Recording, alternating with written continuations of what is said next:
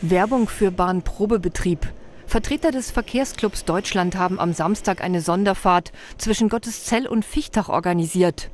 Dazu trafen sich die Teilnehmer am Plattlinger Bahnhof, um von dort mit der Waldbahn in Richtung Vichtach zu starten.